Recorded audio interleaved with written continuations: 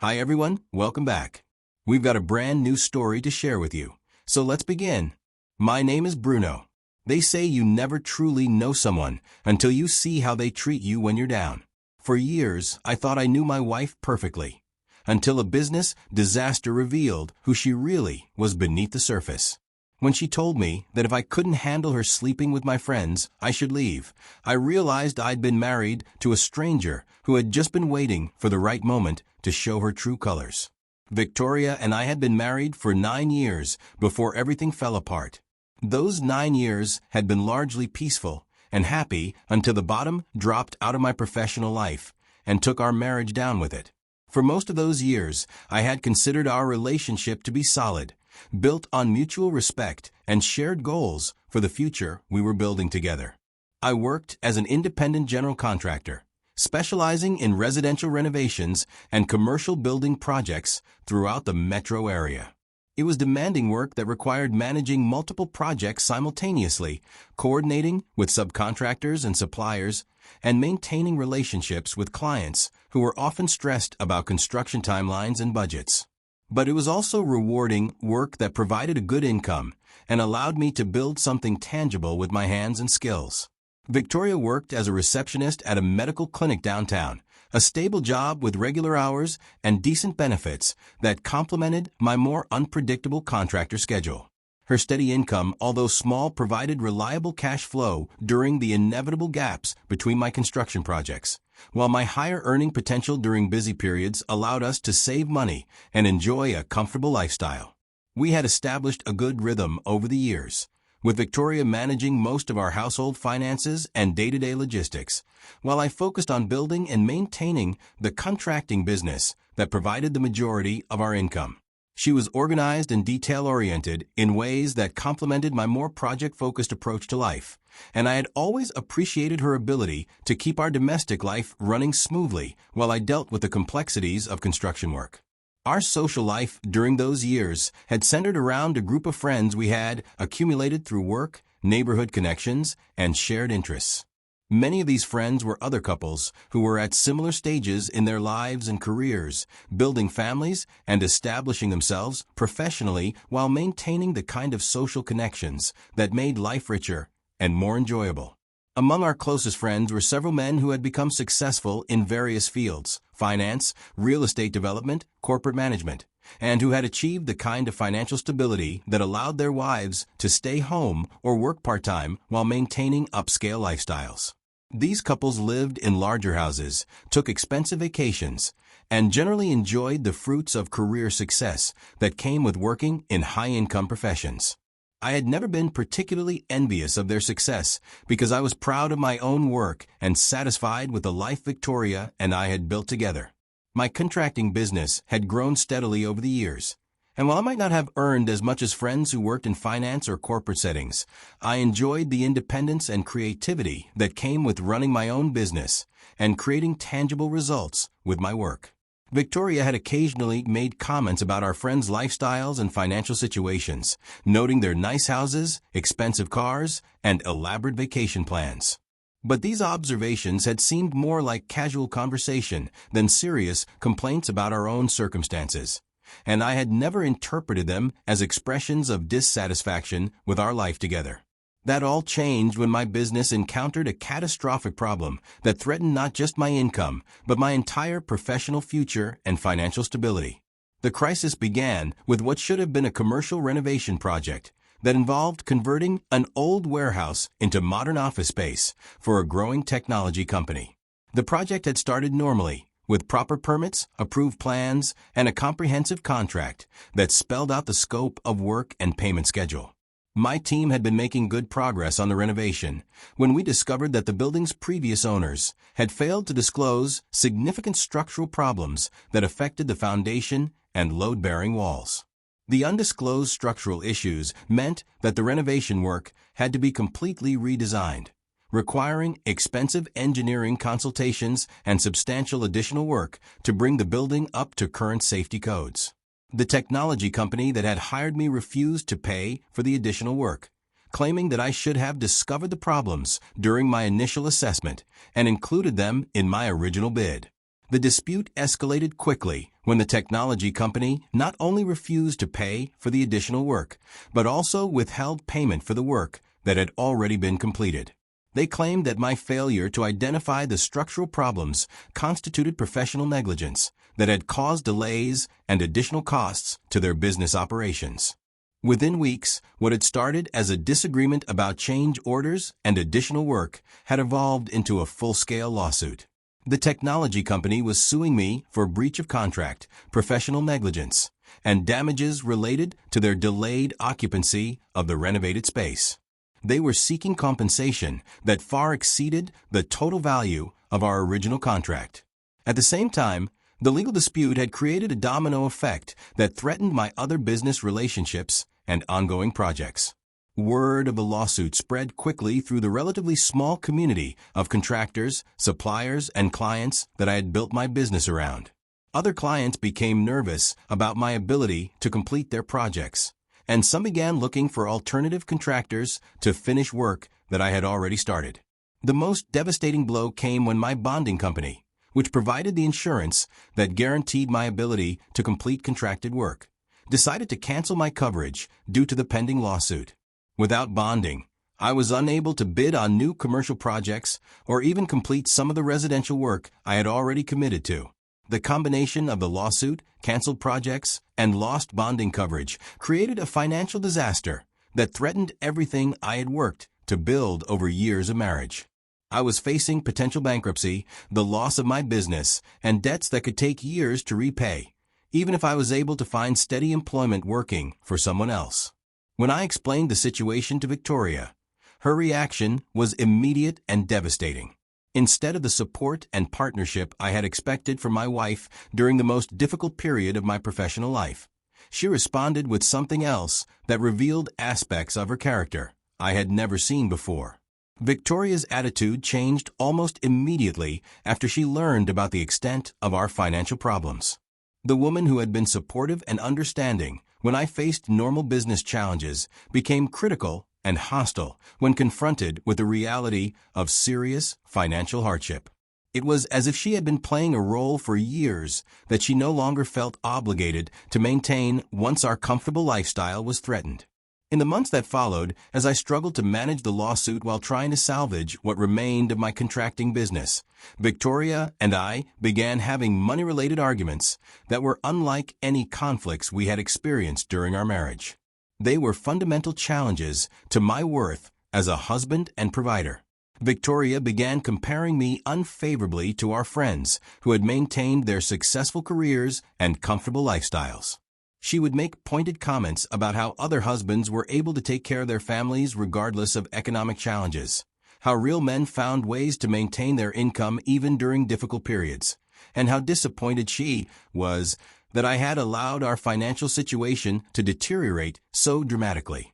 These comparisons were particularly painful because they focused on men who had never faced the kind of catastrophic business failure that I was dealing with. It's easy to maintain financial stability when you work for established companies with steady paychecks and benefits, but much harder when your independent business faces lawsuits and industry challenges that are largely beyond your control. I hated the constant comparisons to our friends, but I kept my emotions in check because I understood that Victoria was scared and frustrated about our changed circumstances. I told myself that her harsh words were motivated by anxiety about our future rather than genuine contempt for me as a person and a husband. But after a few more months of financial hardship, with no resolution to the lawsuit and no improvement in our business prospects, Victoria got bolder with her disrespect and criticism.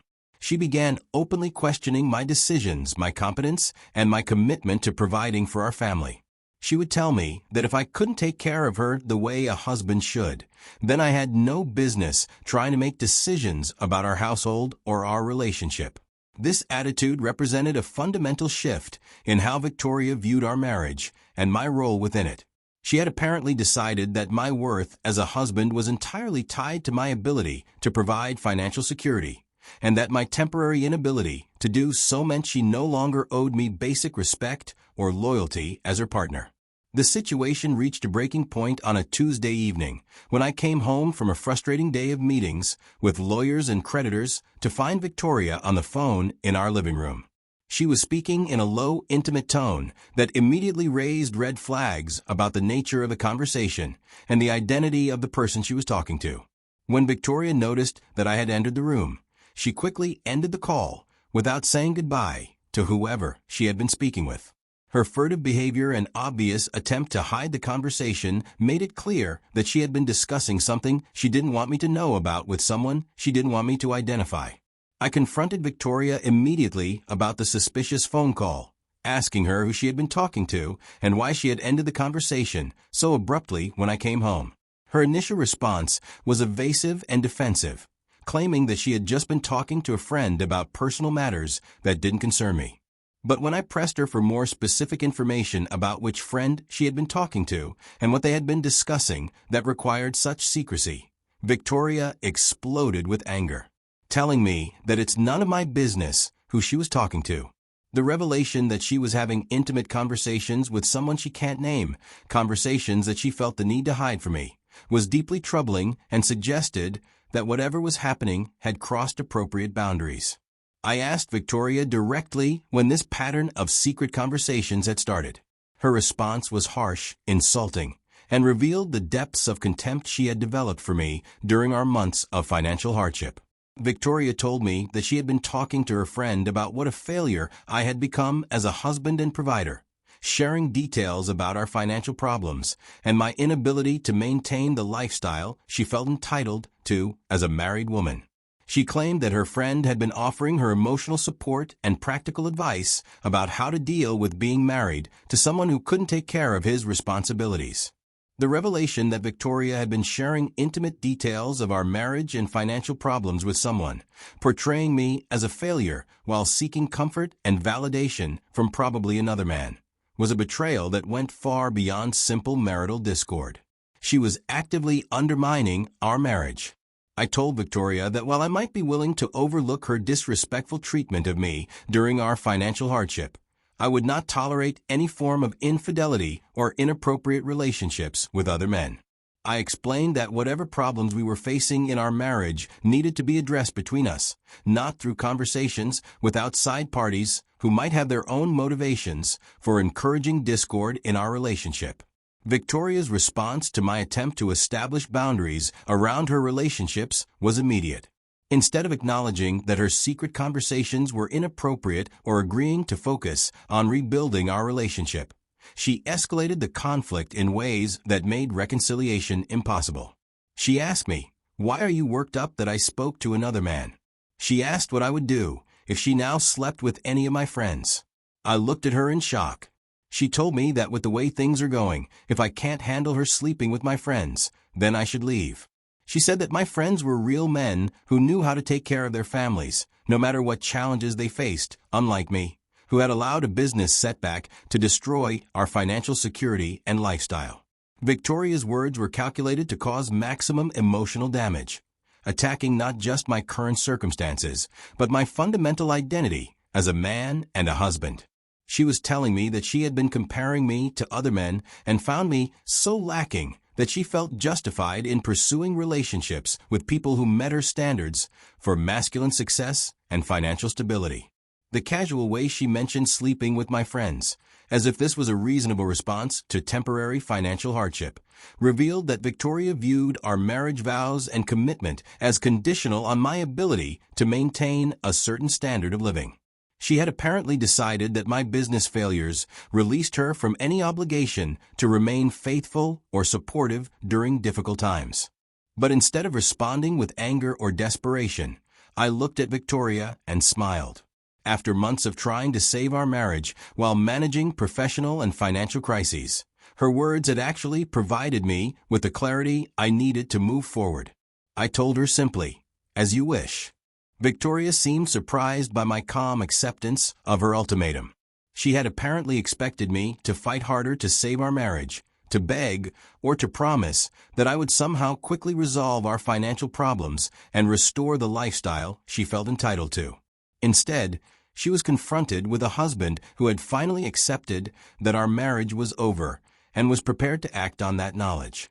The days that followed were filled with an uncomfortable silence, as we both kept to ourselves while living in the same house and processing the reality that our marriage had effectively ended. Victoria seemed to be waiting for me to change my mind and try to negotiate some kind of reconciliation, while I was quietly making arrangements to formalize the end of our relationship. I spent those days consulting with a divorce attorney and beginning the process of legally dissolving our marriage.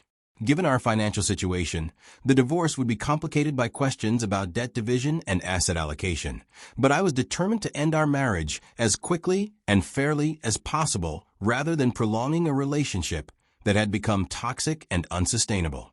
Some weeks later, Victoria received the divorce papers, and her reaction was immediate panic and outrage. The woman who had told me to leave if I couldn't handle her infidelity was suddenly shocked by the move I made. She accused me of being vindictive, unreasonable, and cruel for taking her harsh words seriously rather than recognizing them as expressions of frustration about our temporary financial difficulties. Victoria claimed that she had said what she said out of frustration and anger about our changed circumstances, not because she actually intended to have affairs or end our marriage. She argued that all couples go through difficult periods and say things they don't mean, and that I was being unfair by treating her ultimatum as a genuine expression of her intentions rather than as an emotional outburst during a stressful time. But Victoria's attempts to minimize her words and reframe them as temporary expressions of frustration were unconvincing because they had been delivered with such calculated cruelty and specificity. She hadn't just threatened to leave or expressed general dissatisfaction with our situation. She had specifically mentioned sleeping with my friends and had characterized them as superior men who were more worthy of her loyalty and affection. The divorce process that followed was messy and contentious, with Victoria alternating between attempts to reconcile and efforts to position herself as the victim of my unreasonable behavior. She claimed that I was abandoning our marriage during a temporary crisis, rather than working together to overcome the challenges we were facing. Victoria's attorney argued that her harsh words had been spoken under duress and shouldn't be considered as evidence of her true intentions or character. They claimed that the financial stress of my business failure had created an abnormal situation that had caused her to say things she didn't mean, and that my decision to file for divorce was an overreaction to temporary circumstances. But the documented timeline of Victoria's increasingly disrespectful behavior showed a clear pattern that went far beyond temporary frustration about financial hardship. The divorce proceedings revealed that she had been systematically undermining our marriage while building relationships with other men whom she viewed as superior alternatives to her struggling husband. The legal process took several months to complete, during which time I was simultaneously dealing with the ongoing lawsuit related to my contracting business. Managing both the divorce and the business litigation required enormous amounts of time, energy, and money that I could barely afford, given our precarious financial situation. Those months were the hardest period of my adult life, as I battled legal challenges on multiple fronts while trying to maintain some semblance of normal life and emotional stability. The combination of professional failure, financial hardship, and marital dissolution created stress levels that tested every aspect of my psychological and physical resilience. But approximately 5 months after my divorce was finalized, my business litigation was finally resolved through an out-of-court settlement that allowed me to avoid bankruptcy and begin the process of rebuilding my professional life. The settlement wasn't ideal. I had to accept significantly less money than I felt I was owed, and I had to agree to certain restrictions on my future business activities. But it provided closure and allowed me to move forward without the constant threat of escalating legal costs and potential financial ruin.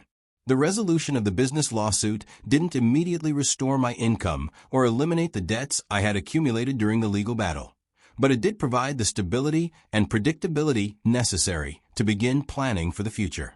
I was able to start taking on small construction projects again, slowly rebuilding the professional relationships and reputation that had been damaged during the legal disputes. Things didn't immediately return to normal after both legal cases had been resolved. Rebuilding a contracting business requires time, consistent performance, and gradual restoration of client trust and industry relationships. I had to start over with smaller projects and lower profit margins, while proving that I could complete work on time and within budget despite the challenges I had faced. But I believed that I would stand again, that the combination of my skills, experience, and determination would eventually allow me to rebuild not just my business, but my entire life on a foundation that was stronger and more authentic than what I had lost. The experience of losing everything had taught me valuable lessons about resilience, character, and the difference between fair-weather relationships and genuine partnerships. The divorce from Victoria, painful as it had ultimately freed me from a relationship with someone who viewed marriage as a conditional arrangement based on financial performance rather than as a partnership between equals who support each other through both success and failure. Her willingness to compare me unfavorably to other men and to threaten infidelity when our circumstances became challenging had revealed character flaws that would have eventually destroyed our marriage regardless of my business success. Looking back on Victoria's transformation from supportive wife to contemptuous critic during our financial crisis, I could see that her true character had always been there beneath the surface, waiting for the right circumstances to reveal itself. The woman who had seemed loving and loyal during good times had quickly revealed herself to be someone whose loyalty was purchased with financial security rather than earned through genuine love and commitment. Her comment about my friends being real men who knew how to take care of their families had been particularly revealing because it showed how she measured masculine worth purely in terms of financial success rather than character, integrity, or commitment. She had reduced the complex challenges of marriage and partnership to a simple equation where men were valuable only insofar as they could provide material comfort and social status.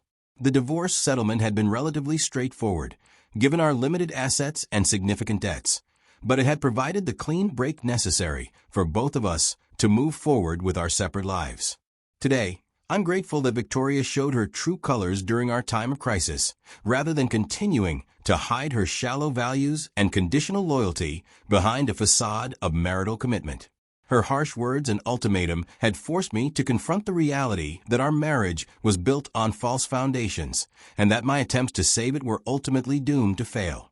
The woman who had told me that if I couldn't handle her sleeping with my friends, I should leave had done me a favor by making the choice clear and simple.